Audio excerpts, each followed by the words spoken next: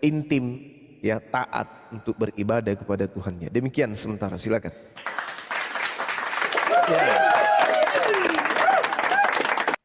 Menarik ya. Jika demikian, sesuai dengan penjelasan Bang Juma bahwa Bapa itu di langit, maka permasalahan ketika itu Yesus dengan orang Yahudi tidak ada masalah. Tidak ada masalah. Karena orang Yahudi pun beranggapan seperti itu. Nah, kenapa menjadi masalah? Ketika Yesus berkata bahwa aku dalam Bapa atau aku anak Allah, katanya. Artinya tidak seperti itu. Saya rasa tidak seperti penjelasan Bang Juma tadi bahwa Tuhan itu di langit. Ya, kalau Tuhan di langit itu ya pendapat umum. Tidak ada yang perlu ditantang akan pendapat seperti itu. Dan orang Yahudi saat itu pun akan fine-fine saja menerima pendapat seperti itu. Karena tidak ada masalah. Tetapi faktanya bermasalah. Ada sesuatu yang tidak sampai atau tidak tidak bisa dipahami ya. Dipahami dalam Yesus menyatakan pernyataan seperti itu. Ya, yang jelas menurut Yahudi itu berlawanan dengan pendapat mereka bahwa Bapa itu di langit. Bapa itu di langit itu pendapat umum, pendapat Yahudi, tapi Yesus berkata bahwa Bapa itu dalam dirinya. Ada pendapat yang menarik tapi ini dikutip di dalam kitab, bukan kitab, Injil Thomas. Jika Tuhan di langit, maka burung lebih dahulu mendahuluimu. Atau alien lebih dulu. Lebih dahulu alien mengetahui daripadamu yang di bumi ini. Itu makin jauh itu. Jadi seharusnya dekat. Bapak itu dekat. Ya karena dekat itulah makanya orang Yahudi keberatan. Ya. Orang Yahudi menganggap pernyataan Yesus ini sebagai Bapa itu di dalam dirinya. Maka itu ya sebabnya Yahudi marah. Dan Bang Juma pun sepertinya marah dengan pendapat seperti itu. Jadi saya kira tidak seperti itu pendapat Yesus bahwa Yesus berpendapat bahwa Tuhan di langit. Tidak. Kalau dia di langit, maka alien lebih dulu mengetahui daripada kita manusia ini. Begitu Bang Juma. Oke, baik.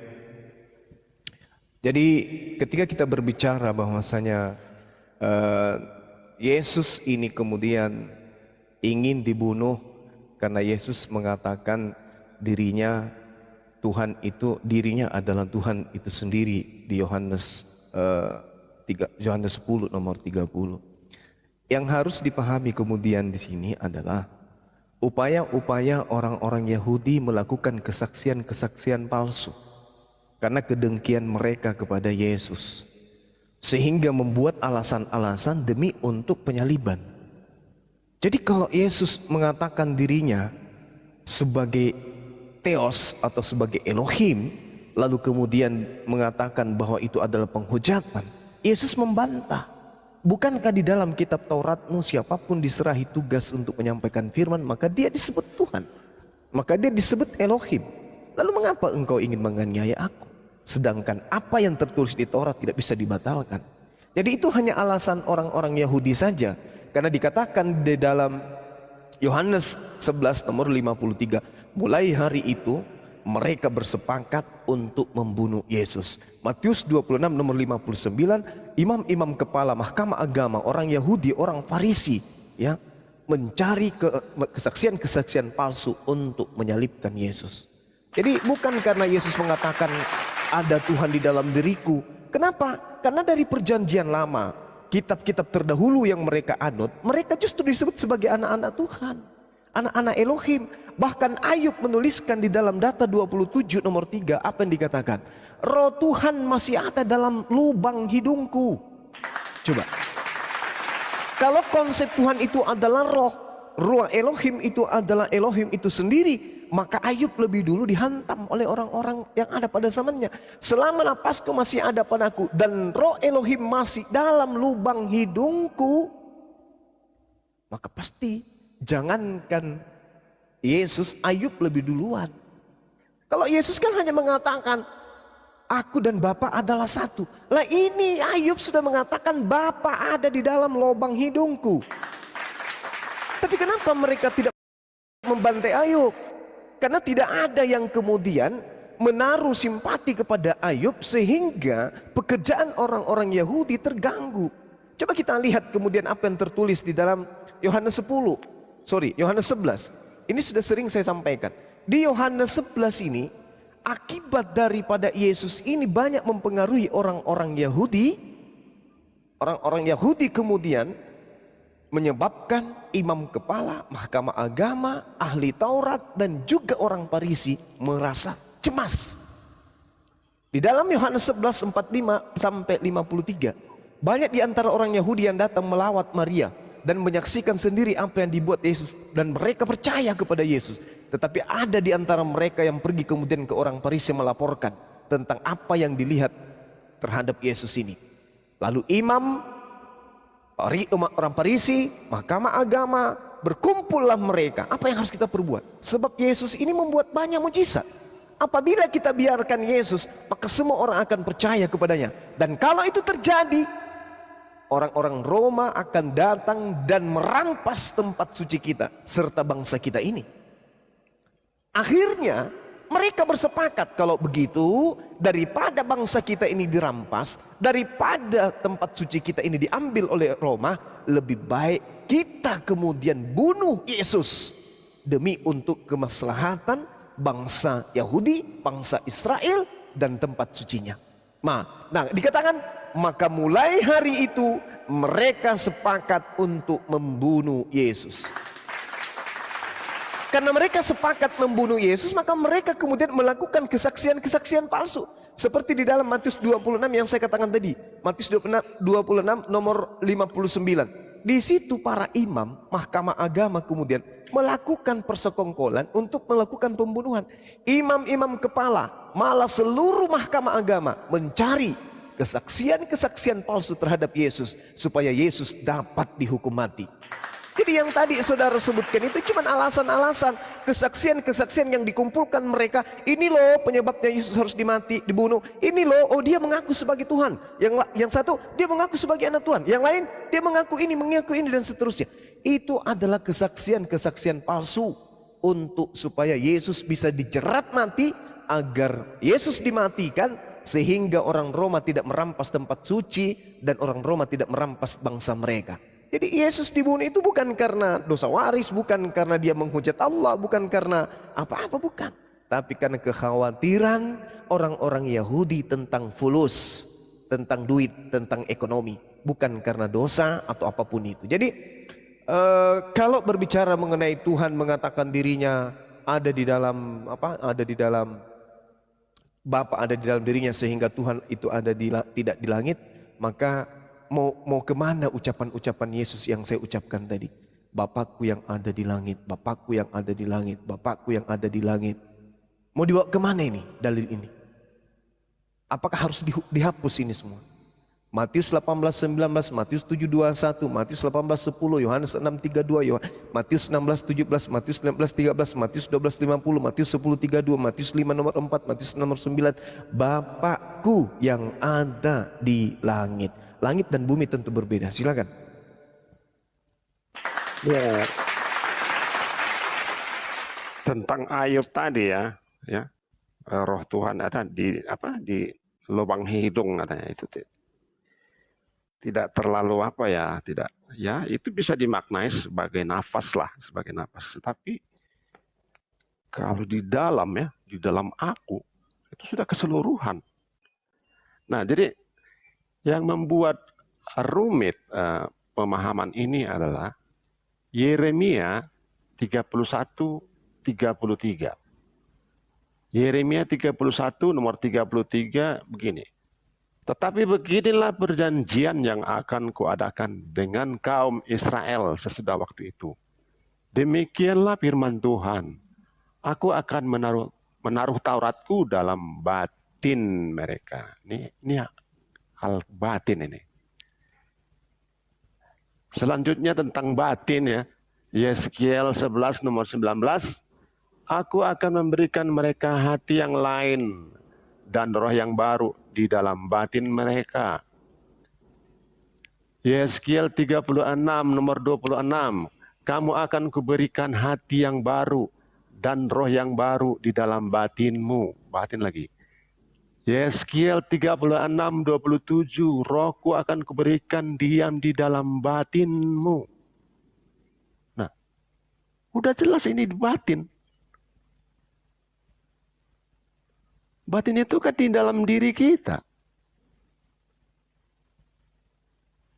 Ini udah jelas. Artinya kenapa sesudah waktu itu akan diadakan perubahan? Artinya sebelumnya bukan masalah batin yang dibahas, tetapi lahir, sosok, wujud.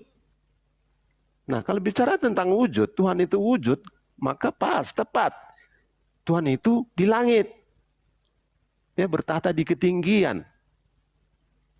Itu pendapat perjanjian lama atau pendapat orang ya Yahudi pada umumnya ya.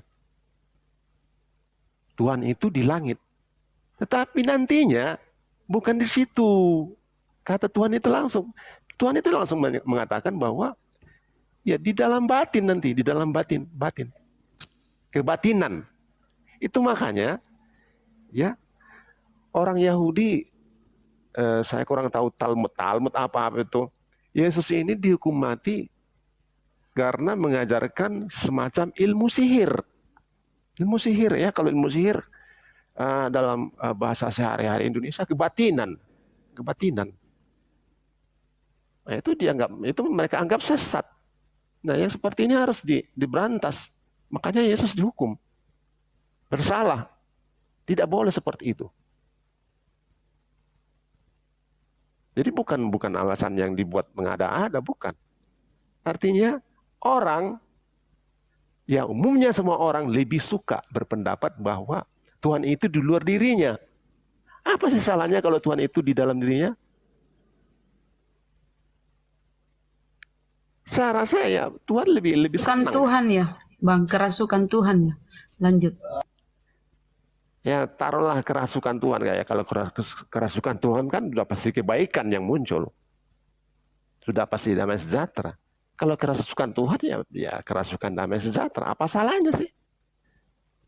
Masalahnya adalah semua manusia, umumnya manusia itu lebih suka ya Tuhan itu di luar dirinya.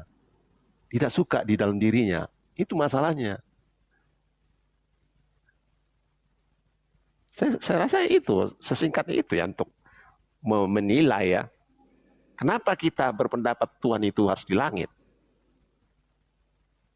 Kenapa tidak lebih bagus di dalam diri kita? Saya rasa lebih bagus dalam diri kita dong. Nah, kalau Tuhan itu di langit, lalu di dalam diri kita siapa? Ya iblis, bisa jadi iblis di diri kita.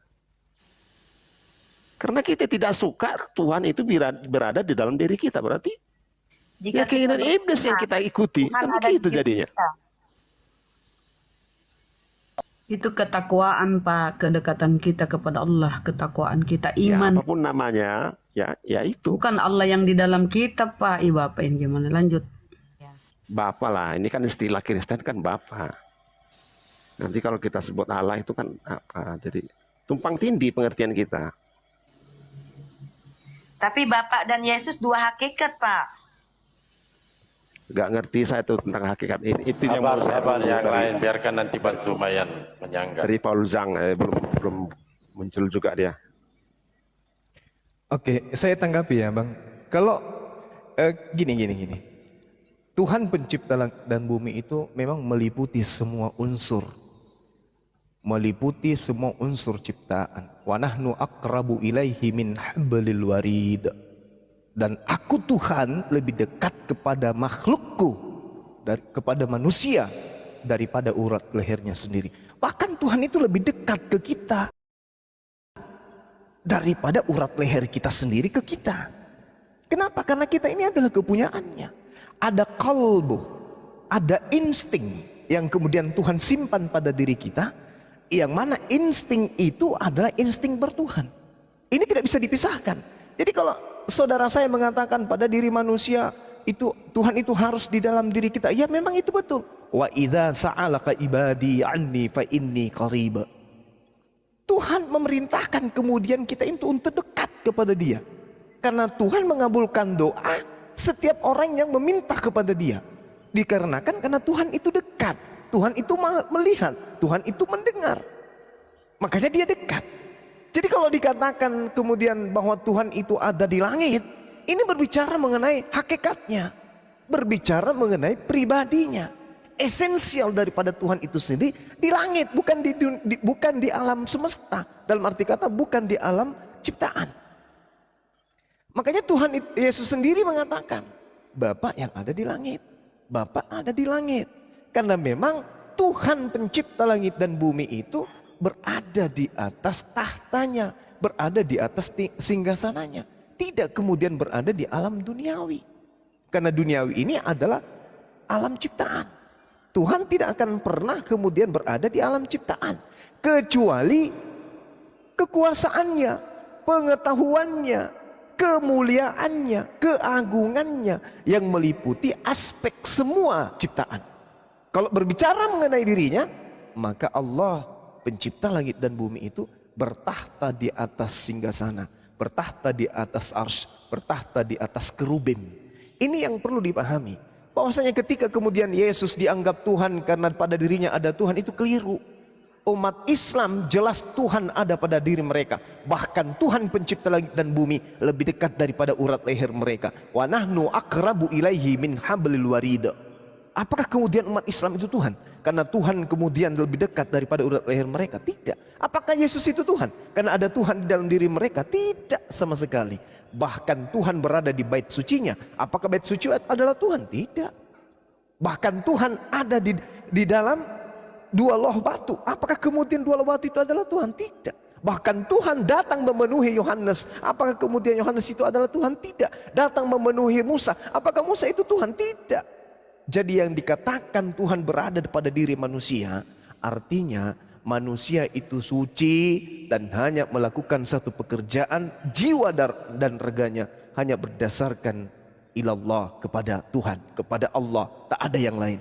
Itu baru dikatakan Tuhan ada di dalam dirinya. Sama seperti ketika saya rindu kepada ayah, rindu kepada ibu. Saya mengingat ayah, mengingat ibu, mengingat pesannya, melaksanakan amanah-amanahnya. Itu sama halnya ayah ibu saya itu ada pada diri saya. Bukan berarti ayah saya ada di dalam saya, tidak. Nah inilah mungkin kekeliruannya ketika Yesus ini dianggap manusia yang kesurupan Tuhan. Sehingga Yesus pun disembah. Padahal Yesus sudah mengatakan, aku tidak dapat berbuat apa-apa. Apa yang aku lakukan adalah apa yang diperintahkan untuk aku kerjakan. Terakhir saya ingin menunjukkan kisah para rasul 4. Ya, di situ ada hal yang menarik sekali yang mungkin bisa jadikan pelajaran bagi teman-teman muslim juga. Dikatakan begini. Sesudah dilepaskan, pergilah Petrus dan Yohanes kepada teman-teman mereka. Lalu mereka menceritakan kepada segala sesuatu yang dikatakan imam-imam dan kepala tua-tua kepada mereka. Apa yang dikatakan?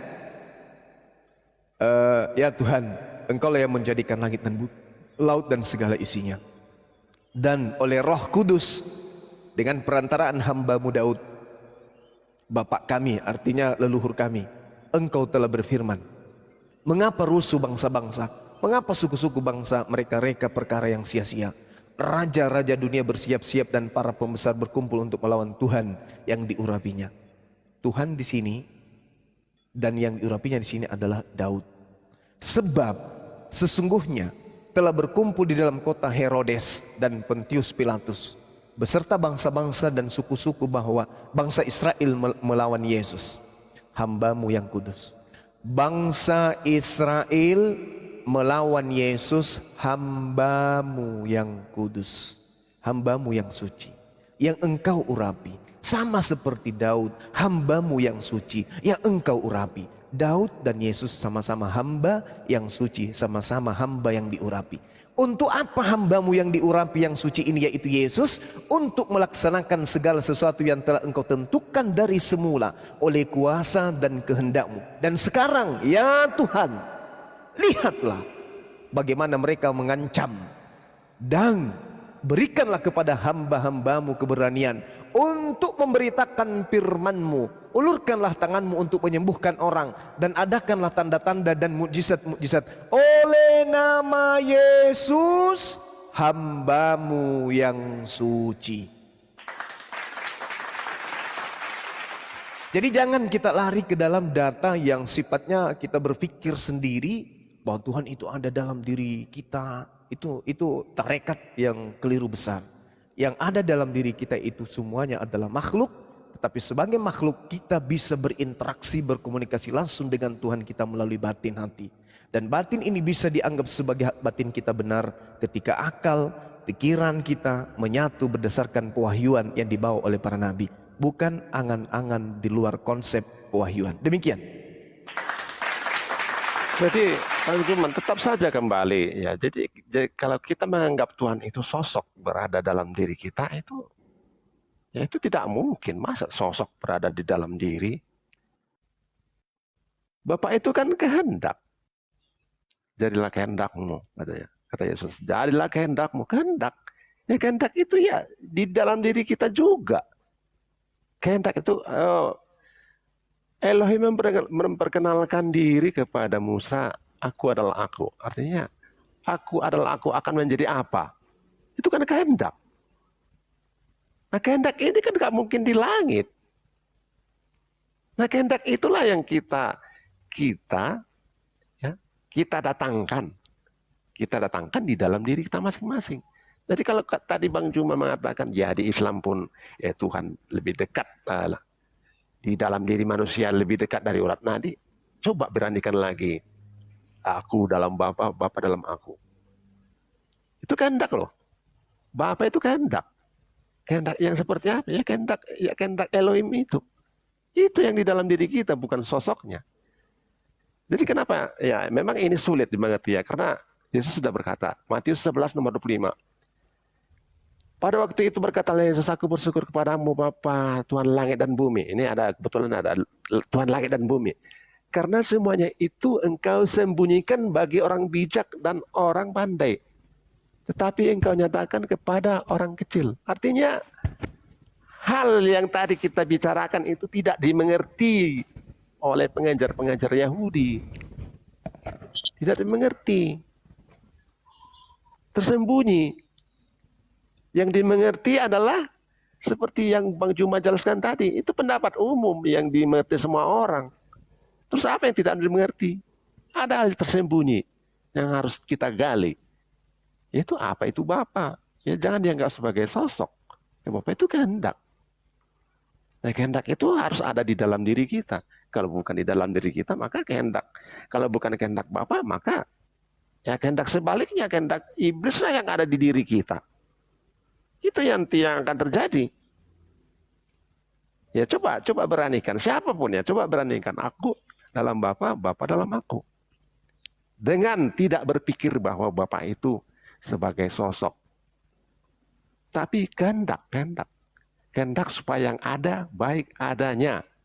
Supaya yang ada akan baik adanya. Supaya damai sejahtera. Itu saja, simpel kok. Itu saya kira. Itu hal tersembunyinya yang harus dikaji. Ya, jadi kalau kita terus menganggap Tuhan itu sebagai sosok, ya seperti itu. Ya, Tuhan di langit. Nah, kehendaknya. Ya, tentang pencipta. Ya, saya lebih cenderung ya memaknai pencipta ini sebagai kreator, yang berkreasi. Ya, kalau yang berkreasi di langit, berkreasi di langit ya. Ya biasa aja ya alam semesta ini ya kreasi. Nah sekarang kan kita manusia, apa kreasinya? Ya kreasinya kan harus di dalam diri kita. Dalam diri kita masing-masing. Nah itu yang harus kita benahi. Maka Bapa itu, kehendak itu harus kita datangkan. Ya, harus kita manifestasikan di dalam diri kita masing-masing. Itu kehendak Bapa, itu kreasinya di diri kita. Bukan mencipta dari tanah, menjadi ditiupkan napas roh jadi makhluk hidup, bukan seperti itu saya rasa ya arti ciptaan. Artinya apa yang ada ini, yang sudah ada ini dikreasikan. Nah kebetulan kita manusia, Ya manusia, ya kalau dikreasikan di mana Bapa itu berkreasi? Tentu saja di dalam diri kita. Kalau bukan di dalam kita yang berkreasi, kalau bukan Bapa yang berkreasi dalam diri kita, maka ya pasti Yesus, pasti iblis yang berkreasi. Atau ego kita sendiri. Nah itu makanya ajakan Yesus satu-satunya yang mustahil ya. Ajakan Yesus yang satu-satunya mustahil dilakoni iblis adalah setiap orang yang mau mengikut aku, ia harus menyangkal diri, memikul salib setiap hari. Ini satu-satunya yang tidak bisa dilakoni iblis. Kalau menyembah, iblis jago menyembah. Lebih tahu, iblis pandai. Soal tipu muslihat, iblis pandai. Membuat yang indah pun dia pandai. Ya, tentang gambaran Lucifer, itu kan malaikat yang paling indah. Tetapi kehendaknya seperti apa? Kehendaknya itu 5 kehendak Lucifer itu ingin meninggi, mengatasi semuanya. Itu kan dari kehendak di dirinya. Maka itu harus diganti, harus dikreasikan. Dikreasikan di diri semua manusia agar kehendak ego itu tadi ya pergi. Terusir dari dalam diri kita. Itu esensinya. Itu sesimpel itu kok. Ya begitu. Oke, baik. Jadi ada hal yang kemudian ingin saya sampaikan di sini, bahwasanya orang yang menyembah pohon pun akan sama ucapannya dengan Bapa ketika mereka mengenal Tuhan mereka itu pada hakikat pohon tersebut. Jadi ada hal itu bagus, yang Anda sampaikan itu bagus. Tetapi ada hal yang perlu kita pahami di sini berkaitan dengan ajaran para nabi. Al-Quran cukup sederhana menguraikan kalau hal-hal data yang seperti Bapak sampaikan. Inna fi khalqis samawati wal ardi wa ikhtilafil lail wan nahar la ayatil liulil albab. Sesungguhnya ini adalah kunci untuk mengenal pencipta. Kalau Anda mengatakan jangan sosok, Tuhan itu tidak bisa kemudian diupayakan bahwa dia itu adalah sosok seperti yang kita gambarkan. Tidak bisa. Tuhan itu laisa kamitslihi syai'. Tuhan tidak bisa kemudian diserupakan sosoknya itu seperti apa, nggak bisa. Maka orang-orang yang mengenal Tuhannya, inna fi khalqis samawati wal ardi wa ikhtilafil lail wan nahar la ayatil liulil albab. Sesungguhnya dalam penciptaan langit dan bumi dan bergantinya malam dan siang terdapat tanda-tanda kebesaran bagi orang yang berakal. Orang tidak akan sampai kepada mengenal Tuhan kalau tidak ini akal. Nih. Bagaimana mungkin kemudian mengenal Tuhan bayi yang keluar dari rahim dianggap Tuhan? Tidak akan sampai ke sana. Itu hanya bullshit, omong kosong. Itu hanyalah angan-angan, itu hanya khurafat, itu hanya duga-menduga. Tuhan mengatakan, jika engkau ingin mengenalku, kenallah dirimu, kenal alam semesta ini. Lalu kok yang dituhankan manusia, walau kok salib yang dianggap sebagai jalan keselamatan. Inilah yang Tuhan katakan. Maka dalam Islam itu sederhana untuk bermakrifat itu. Sederhana untuk mendatangkan kebesaran Allah pada diri manusia. Ini yang perlu saudara pahami. Jadi kalau di Islam Pak, ada yang disebut makrifat. Orang yang memiliki kemampuan untuk menyaksikan. Mengetahui sifat. Mengetahui daripada esensial. Dan perbuatan-perbuatan pencipta langit dan bumi. Makrifat ini atau mengenal Tuhan ini, atau membesarkan Tuhan di dalam diri manusia ini, hanya bisa diakui keberadaan Tuhan dari segala aspek jika manusia berpola kepada akal. Meninggalkan akal sedeng namanya Pak. Meninggalkan akal itu gila namanya. Dan tidak mungkin seorang mengenal Tuhannya jika mereka menisbahkan Tuhan itu kepada makhluk. Gak mungkin, itu double kosong itu namanya. Kenapa saya? Ya, Itu sabar. Saya belum. Jadi saya katakan kepada saudara, orang-orang yang mengenal Tuhan itu alladzina yazkurunallah qiyaman wa qu'udan wa ala junubihim wa yatafakkaruna fil khalqis samawati wal ard. Rabbana ma khalaqta hadza batila subhanaka faqina azabannar. Orang-orang yang mengingat Allah Pada saat dia berdiri, pada saat dia duduk dalam keadaan berbaring, mereka memikirkan tentang penciptaan langit dan bumi. Seraya mereka berkata, ya Tuhan kami, tidaklah Engkau menciptakan semua ini sia-sia. Maha suci Engkau, lindungilah kami dari azab neraka. Ini orang-orang yang sudah sampai pada pengenalan Tuhan. Makanya ada yang disebut orang bijak, ada yang disebut para wali, ada yang disebut nabi, ada yang disebut rasul. Karena mereka itu kemudian mengenal Tuhannya dengan cara yang benar, dengan cara akal, bukan doktrin, bukan dogma pembodohan. Jadi saudara, saya katakan kepada saudara, ketika kita berbicara mengenai mengenal Tuhan, yang pertama kita harus tahu sumber dulu. Jangan sampai yang kita kenal itu Tuhan yang terbuat dari pohon. Karena Tuhan itu sembahan orang itu banyak. Kalau kita salah dalam tataran awal, maka semuanya akan salah. Sedangkan orang-orang yang mengenal Tuhan itu harus bertumpu kepada pewahyuan kitab suci, harus bertumpu kepada akal sehat, bertumpu kepada pernyataan-pernyataan para nabi-nabi terdahulu, bukan kepada orang-orang yang tidak jelas. Nah, sedangkan mengenal Tuhan itu memiliki etika, memiliki norma, memiliki kemudian kaidah, aturan, memiliki rukun yang harus dipenuhi. Kapan rukun itu tidak dipenuhi, maka yang dikenal bukan Tuhan tetapi hantu. Semua orang bisa melakukan narasi yang Anda katakan itu, semua orang bisa lakukan. Mengenal Tuhan saya begini, menyalip apa pikul salib, apa-apaan kok lari ke pikul salib? Orang berbicara mengenai pencipta langit dan bumi kok larinya ke salib, Bang? Gak ada nyambung-nyambungnya. Jadi Tuhan itu bukan makhluk, sehingga Tuhan itu harus pada tataran apa? Khalik, bukan pada tataran makhluk. Sedangkan ya di Kristen Tuhannya ya satu, yang mereka sebut Bapa itu adalah roh. Roh itu adalah ciptaan. Kemudian yang disebut Yesus juga adalah makhluk. Yesus itu manusia. Disebut lagi apa? Semua tiga pribadi Tuhannya orang Kristen makhluk semua. Sedangkan itu bukanlah Tuhan pencipta langit dan bumi itu. Yeremia 10 nomor 6, tidak serupa dengan makhluk. Sedangkan Tuhannya Kristen semuanya, Bapa adalah makhluk, Yesus adalah makhluk, Roh Kudus juga makhluk. Jadi Kristen tidak akan pernah sampai kepada ma'rifat mengenal Tuhan. Kristen hanya mentok di mengenal manusia, Yesus, burung merpati dan roh. Demikian. Ya sebagian. Jadi tentang akal ya. Tentang akal itu kan tercetus dalam kata-kata. Nih, apa kata-kata yang keluar dari mulut kita ya? Yohanes 3 nomor 31. Siapa yang datang dari atas adalah dari atas semuanya. Siapa yang berasal dari bumi termasuk padamu bumi dan berkata-kata dalam bahasa bumi. Berkata-kata dalam bahasa bumi ya. Saya ulang itu ya. Siapa yang datang dari surga adalah di atas semuanya. Ya, saya tadi ya pembicaraan saya lebih fokus kepada apa ya, kalau istilahnya di agama Islam marifat. Nah, tapi Bang Juma selalu menarik-narik kepada sosok. Tuhan itu bukan manusia.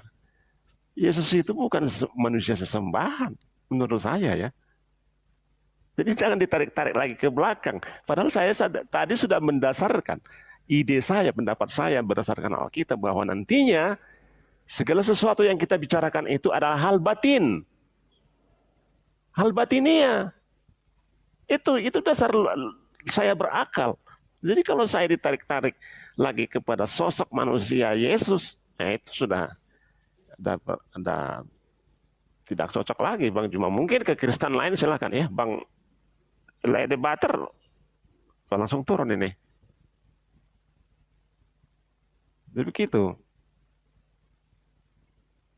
Ya, oke.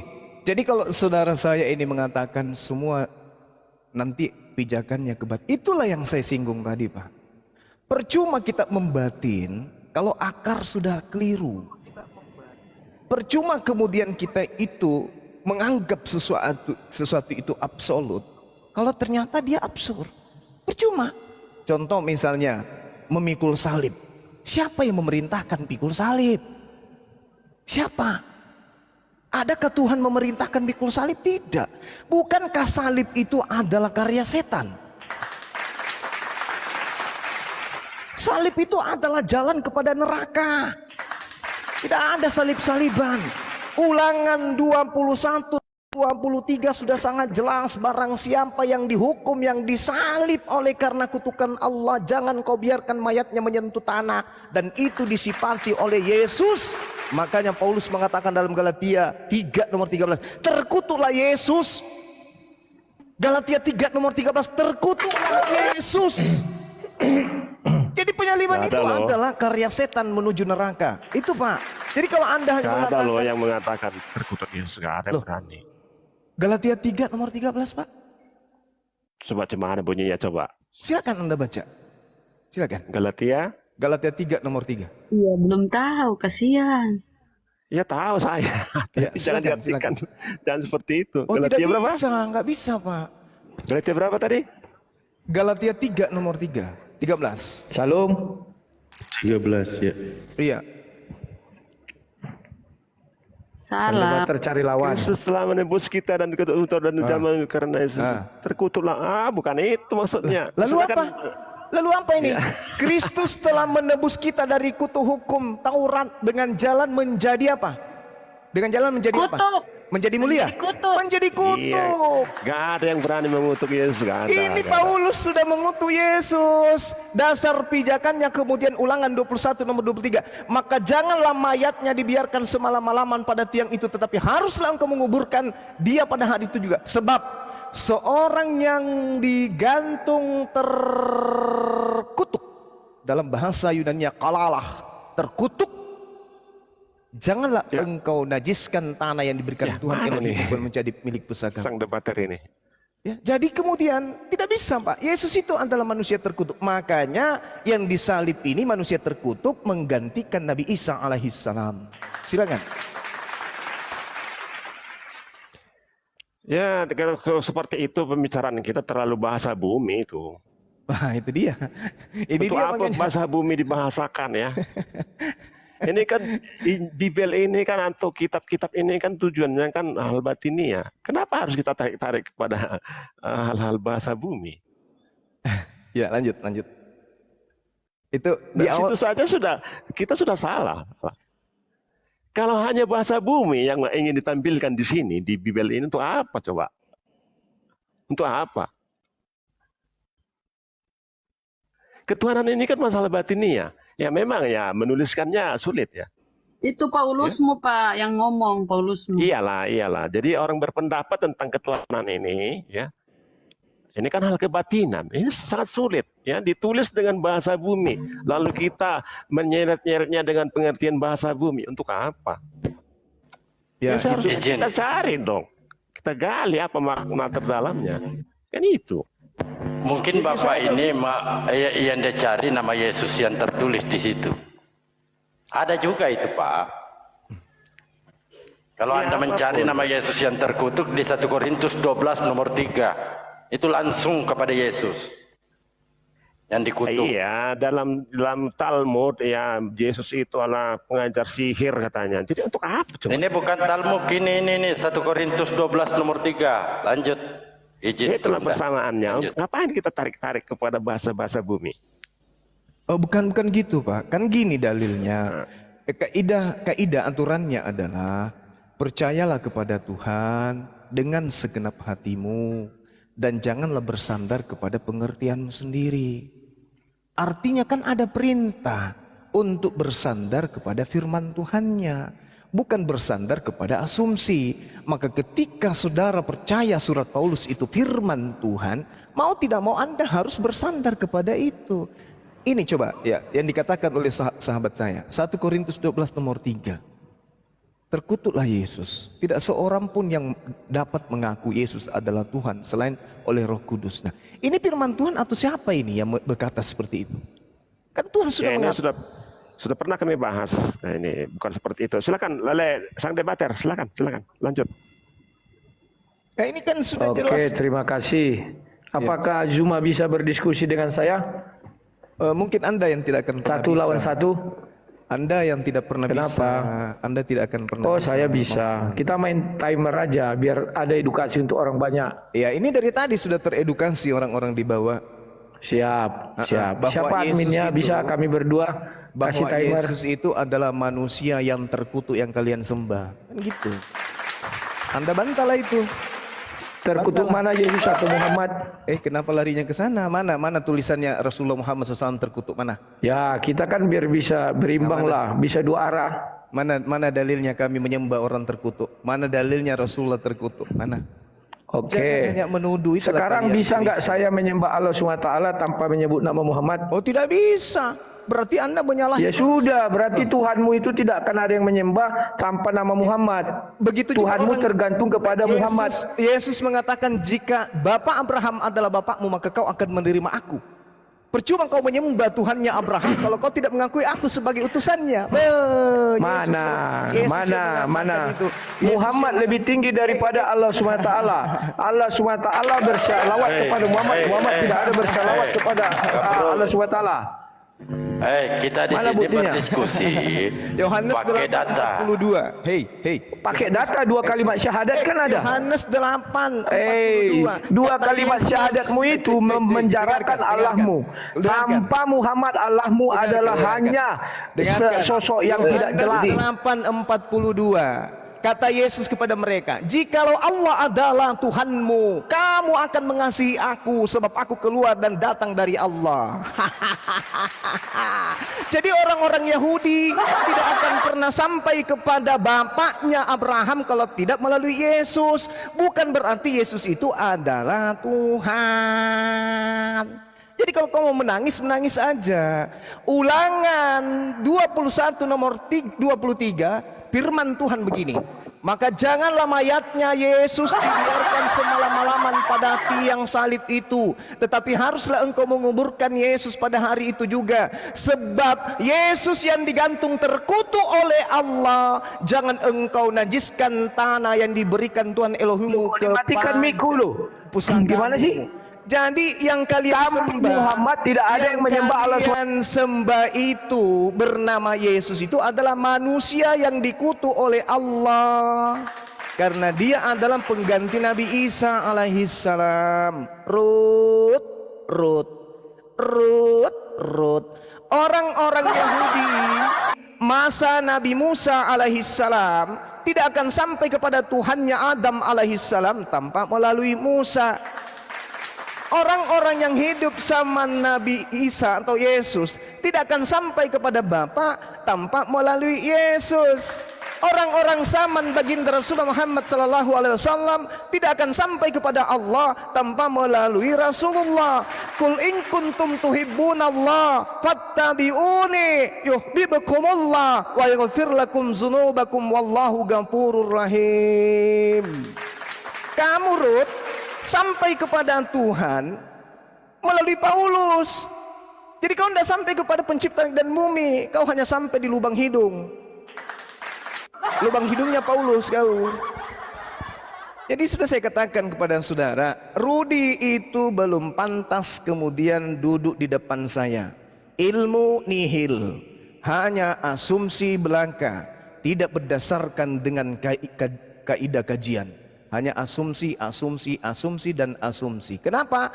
Karena dia ingin menipu Allah. Wa makaru wa makarallah wallahu khairul makirin.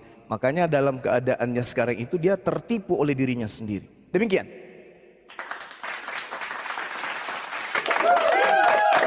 Assalamualaikum warahmatullahi wabarakatuh. Waalaikumsalam. Assalamualaikum warahmatullahi wabarakatuh. Itu tadi dia mengatakan Nabi Muhammad itu terkutuk. Dicari datanya loncat kemana-mana dia. Enggak ada itu, enggak ada. Itu yang pertama ya. Panas Kemudian- mereka dibilang Yesus terkutuk panas. Tes. Double suara saya. Jelas Pak De.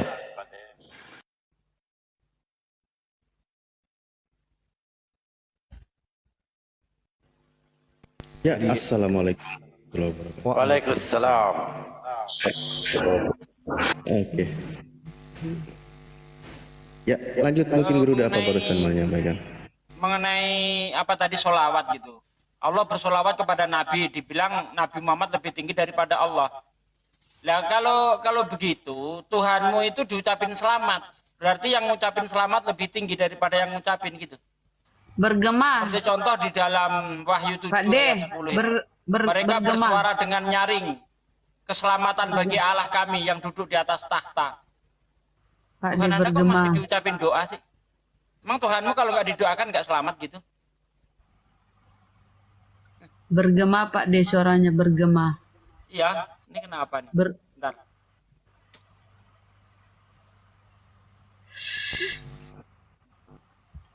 Kenapa di-kick Ya. Rudi? Rudi tidak mau diam, jadi di-kick. Nggak kooperatif. Pak Laban, sudah dipahami Galatia 3:13-nya? Debatnya kayak anak-anak. Sedih Pak Laban ya, Tuhannya terkutuk sedih.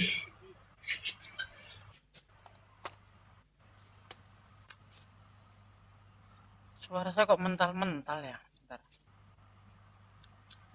Itulah Pak, kalau Cek, Pak. Pak Laban mengimani kata-kata Paulus ya harus terima Galatia 3:13 yang disampaikan guru kami Pak. Itu resikonya kalau punya rasul seperti itu.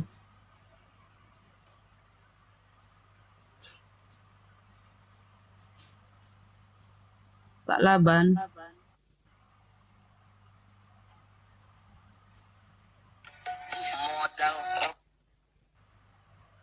Kok diam Pak Laban? Ditanggapi Pak Laban. Pak Laban, saya tanya sekali lagi, kalau nggak buka mic, saya turunkan diri saya. Dia makan, bentar. Makan. Oh. Ya. Turun saya. Silakan makan Pak. Hati-hati keselek ya Pak ya. Wah, luar biasa jabaran Bansuma ini. Jabaran Gurunda ini, Pak Labang ini langsung lapar dia. Udah lapar.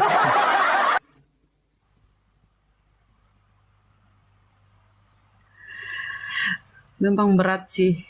Karena kalau dia berpatokan dengan si Paulus ya, mengimani Paulus ya, dia menuhankan Tuhan terkutuk. Kristus telah menebus kita dari kutuk hukum Taurat dengan jalan menjadi kutuk. Jadi Yesus itu menjadi terkutuk untuk membebaskan kalian dari kewajiban melaksanakan hukum-hukum Taurat. Yesus jadi tumbal, itu pengajaran Paulus Pak Laban ya. Insya Allah. Siapa yang pernah mengambil keledainya orang? Yesus. Nah, Tuhan mengatakan di dalam Ulangan 27, terkutuklah orang yang mengambil hak orang lain. Hah? Berarti wajar kan dia mati terkutuk? Ya, wajar.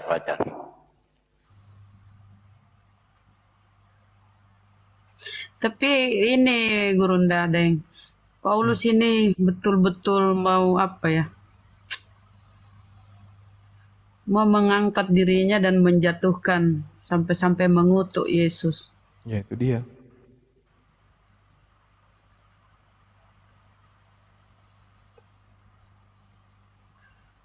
Tentang kerasulanku. Buat mereka tidak apa-apa aku bukan rasul baginya. Tapi buat kamu, ini orang Kristen, kau harus mengakui dia sebagai rasul. Itu udah si Paulus botak.